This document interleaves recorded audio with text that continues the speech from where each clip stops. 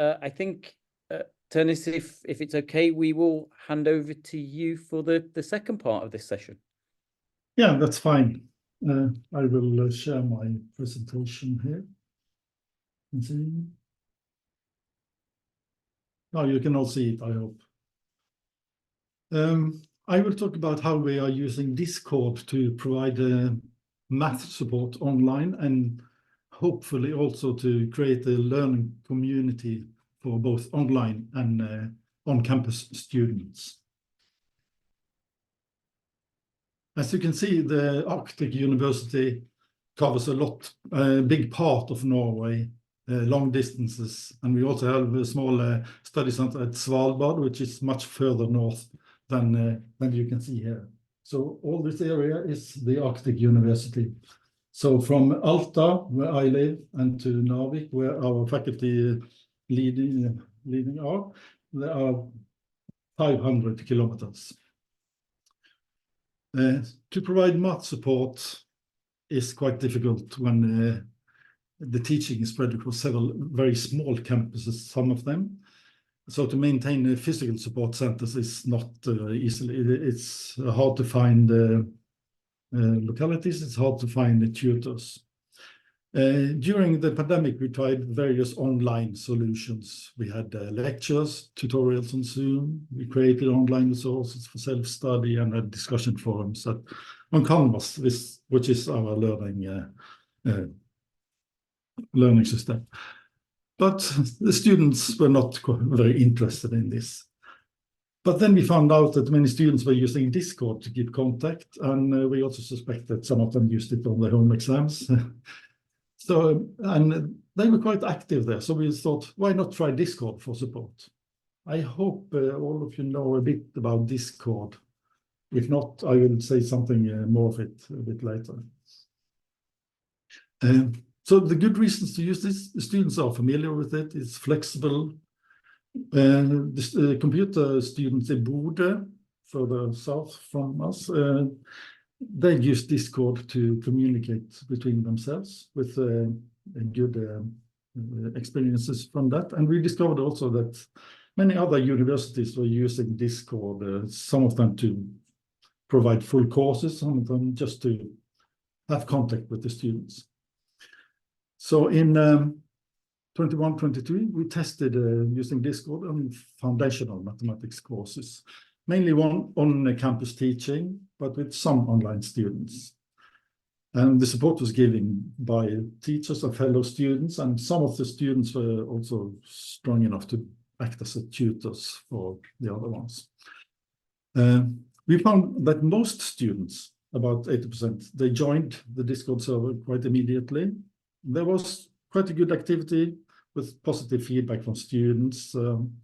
Some very active, some just observing and learning from the others. And importantly also, there was a good communication between online and on-campus students. So therefore we decided to try Discord more systematically and at a larger scale. So in 2021, we joined this MSLSnet project. It's a project, collaboration between Norwegian and Czech Republic universities to develop good practice guidelines and training materials for support centers. But our support center is an online center, but we found that we could use many of the ideas from there. I will show you the homepage for the project. You can find it here. I provided the link also. You should, I would like you to look at this if you have the possibility later. One important part of this is the outputs. Well, there's a lot of learning materials, training materials, tutors, but also applicable to the students, lots of it, and handbook on good practices. And we used the results and the experiences from this to develop our online support. And key points from this to maintain physical support centers is promotion is important, both about students, and also towards administration. You need some funding, and you need some localities, or at least you need some funding to maybe pay tutors, and you need some goodwill also from the university to do this. It should be accessible. If it's a physical center, it should be easy to find with a welcoming atmosphere. It should be student centers, a place for the students to be, not just to come and ask simple questions, but maybe to be able to talk with other students, hang around. And we need to have a set of rules and guidelines. And during our MS-LSNet work, we found some do's and don'ts, which says something about how to behave. We can see it in bigger format here. I won't read all this. It's mainly about helping students in a constructive way, friendly, helping them to get further on with the studies, not just to find solutions.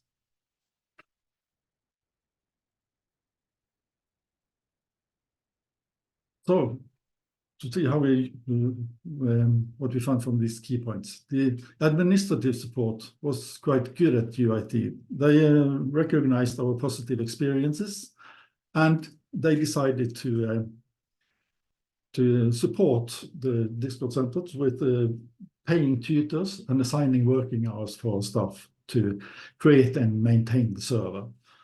And this was to reduce dropouts, making the learning process good for remote students also. And the students was informed of the center by using, it was promoted on the Canvas pages and by the teachers on each subject. And we made video and text instructions to help the students join the servers. We used what Discord called a community server. This has an onboarding process to help the students board, to get into the server, learn about how it works. And I don't know how much you know Discord, but the communication and discussions is in channels, information channels, text channels with about general discussion, math discussions, informal talk, and all campus-related questions. And there's also the possibility to have talk and video channels. I will show you a bit of this onboarding process.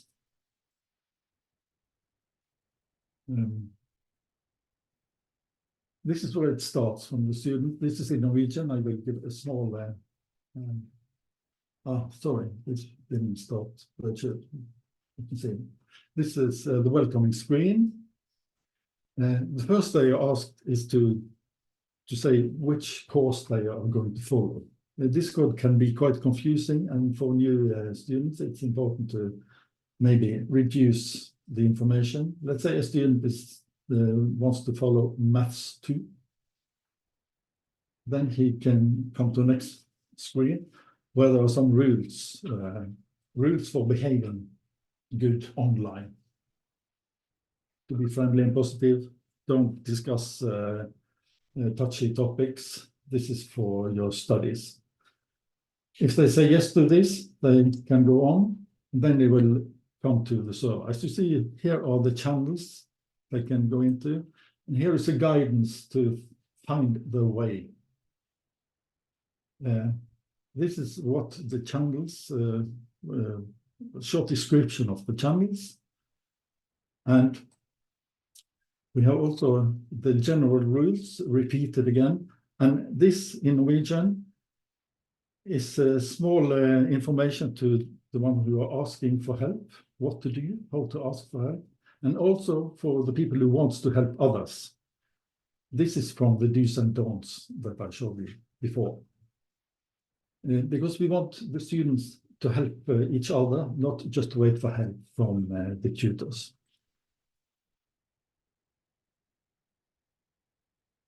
So, how does it work? It's mainly unscheduled. We tried to have some scheduled tutorials, but it was not very much activity. There's discussion between students in open text channels where they get assistance from math helpers when necessary. The tutors and sometimes the teacher are observing what happens, and if they see the need for help, they will join, or if they are called for help, they will join. But the goal is that the students should try to help themselves as much as possible. There's also the possibility for one-to-one discussions between student and math helper, and many students use this possibility also.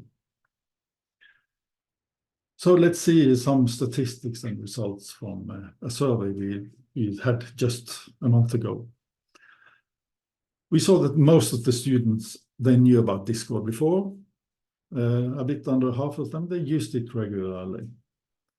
And we saw that about 60% of the students joined almost immediately.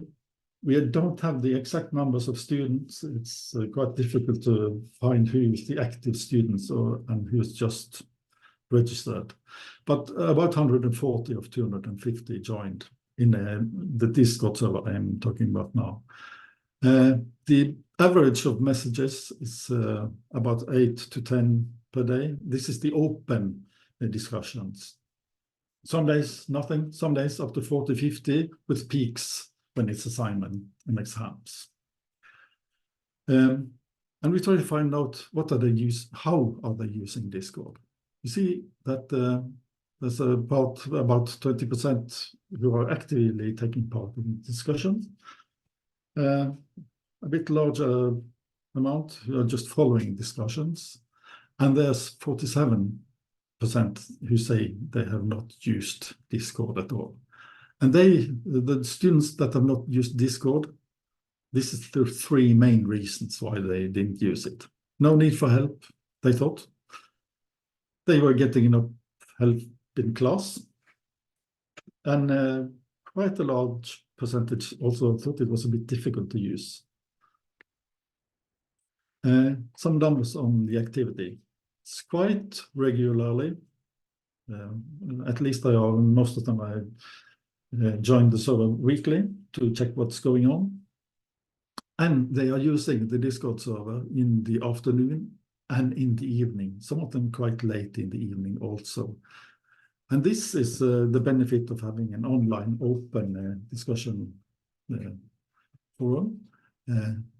If it was a physical support center, it would be closed at the university. The kind of use is quite split up between math support, social talk, communicating with teachers, other things, which, as we see, as a mix of these things.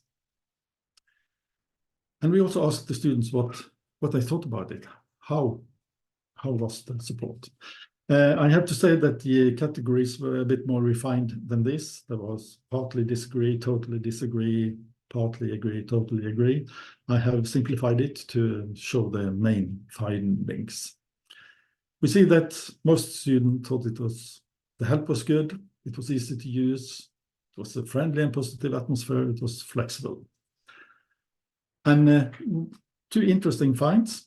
The students prefer to get help one-to-one. A larger amount would prefer help one-to-one, while there was fewer of them prefer to discuss openly. We have to think about that.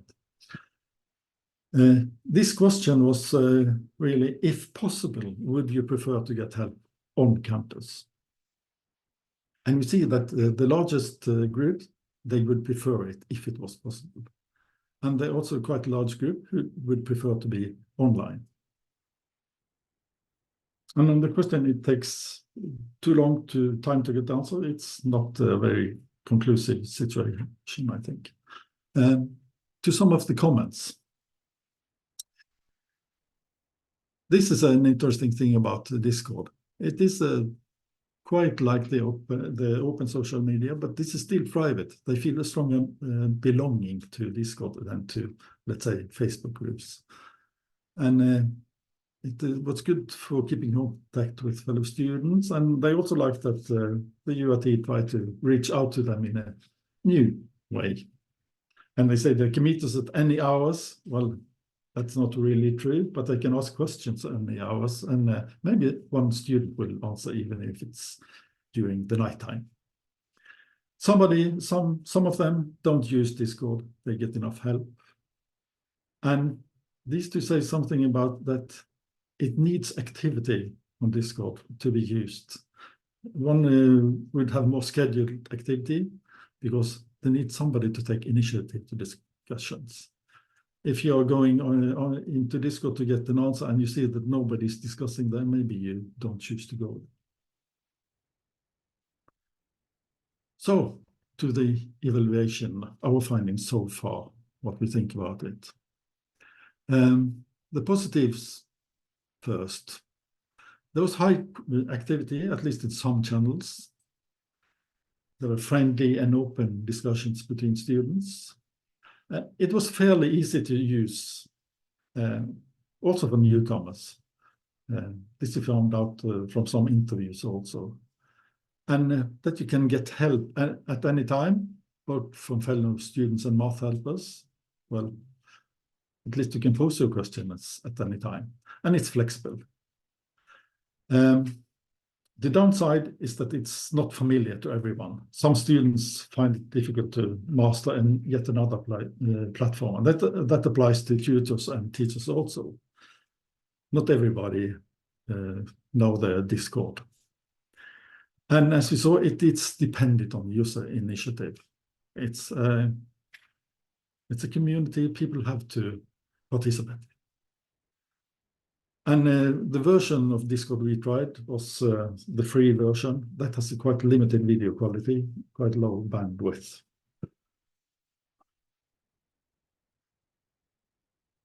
So what is the conclusion? We think that with a good promotion and a good introduction, Discord can be a good platform for help and communication. We think it's important that it's student-centered. Students are familiar with Discord as a network between friends, and they take this friendly culture into the math service also. And Discord can be the students' own place. It's not a university space. It's a space where they can meet each other, talk with each other. And it is the university staff who's dropping in. It's not the students dropping into the university center. It's a students' center where the staff from the university drops in to help when needed or called for. So we hope that this maybe can develop to a learning community, not just for math help. And we already see that the students, they have started to make their own Discord groups, and they are using Discord for more than just math help. And yes, many of them are now started to creating their own service, and they are inviting the staff if they feel they should be there. So our ambition is to use these experiences to develop a common learning community, a virtual space where both online and campus students can feel belonging, give them more motivation, give them ownership to their own learning, and preferably reducing dropouts, especially from online students. So this was what I wanted to say. Thank you. Thank you for asking me to come here. Should I close my presentation now?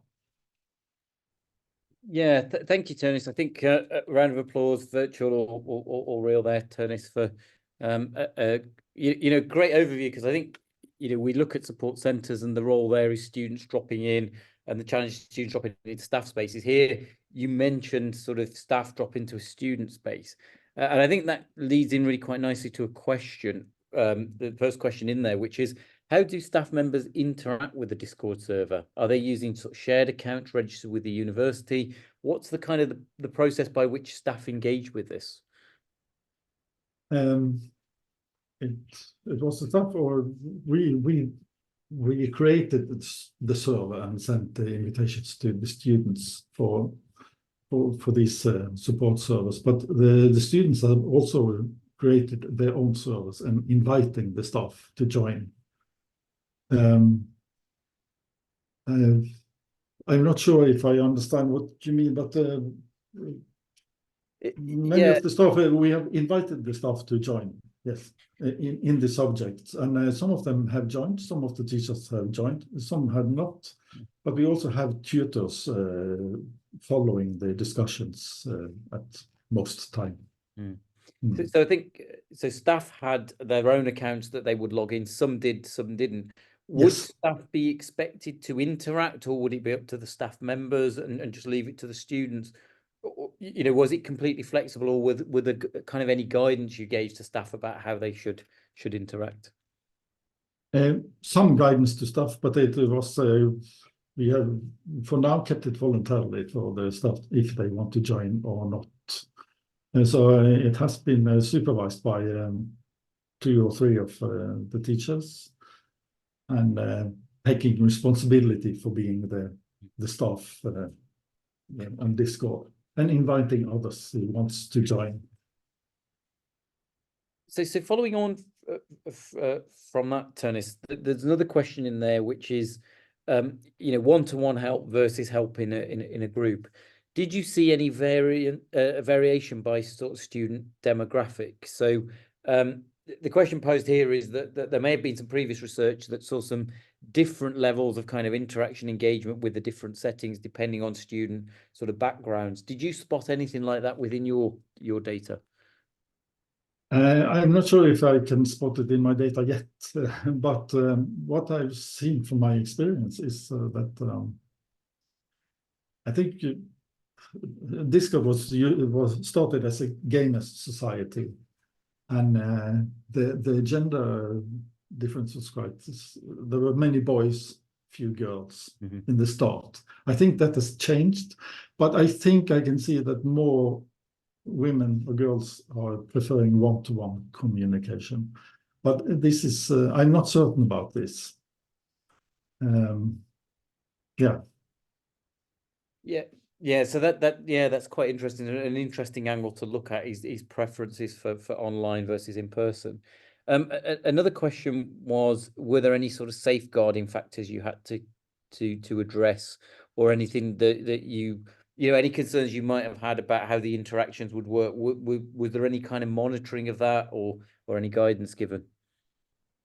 We monitored when they joined the server, and if we didn't know who were joining, we asked them to present themselves with either the name or where they were studying and what course they were taking. So, because it was not a large number, so it was possible to follow up. And if we see some activity we don't like, then both the tutors and the staff can kick people out very quickly. So I think final question from me, if I may. I think there's no more in the Q&A. What sort of questions were you seeing? So were they kind of quite subtle? So sort of, you know, some of the subtle explanations that you might get of why particular things happen, or was it related to assessment questions? What sort of interactions were you seeing there, Tørris? Maybe I could share a page from on Discord to see how the discussions are. They will be in Norwegian, but I think you will understand it anyway.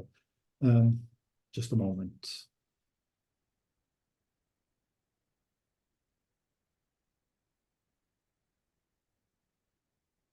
This is these questions are not from assessment or exams. This is just people sitting at home, working, talking with other people. So it may be just one simple problem, or it may be one more complicated problem. They send each other their own solutions and try to get a response. But they also discuss home assessment between themselves, but then the tutors and teachers do not join in. But overall, well, it's just maybe some of the what they did at the lecture earlier the day they want to clarify or something like that. So it's a mix. Mm-hmm. Yeah, I think that's quite interesting because there were a couple of examples early on where it looked like there were corrections on there, or people had flagged where there were some errors or something. So again, it's quite interesting to see how this is being used versus the in-person interactions as well. I think it's interesting to see that the students themselves, they give more hints than solutions. They say, maybe you should watch this video, or you will find this in your book in page 52 or something like that. I think that's a good culture. Brilliant. I think we are at the end of the hour. I think that has been a really sort of fantastic session. I think we should thank Adam, Maria, and Tørris once again for their fantastic contributions and giving time.